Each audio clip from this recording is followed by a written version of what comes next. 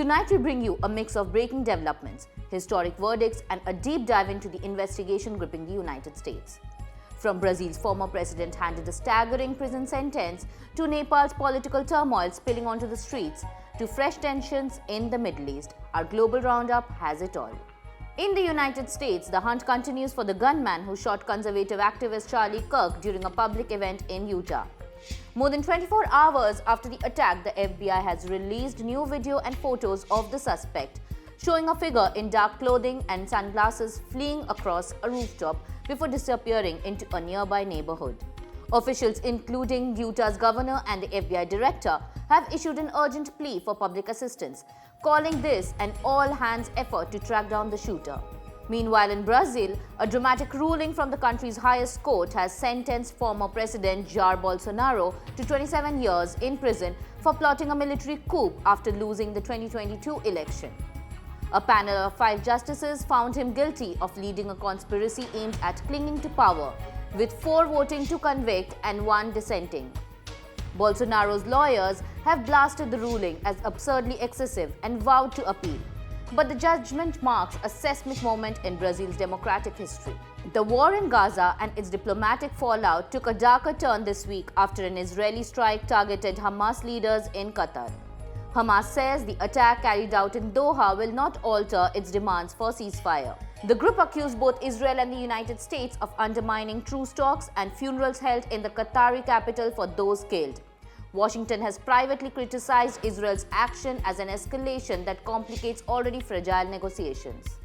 And in Nepal, the government is reshaping itself after the resignation of Prime Minister KP Sharma Oli.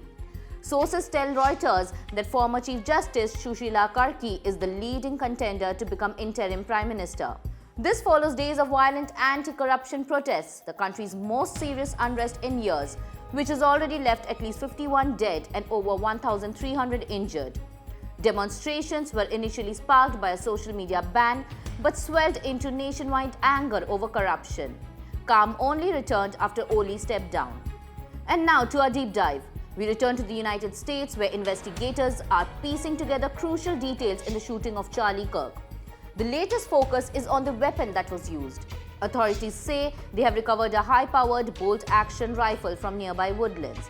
FBI officials have identified it as an imported Mauser .3006, a precision firearm slower to reload than semi-automatics but prized for its accuracy.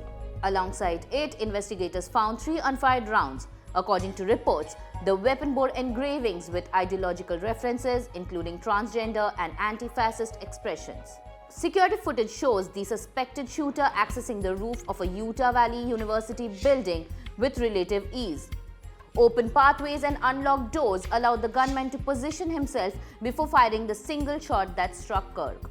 Afterward, video captured the suspect moving swiftly across campus before escaping into nearby woods, where the rifle was later discovered. The FBI is now conducting a forensic analysis on the weapon, searching for fingerprints, DNA, or other evidence that could identify the shooter.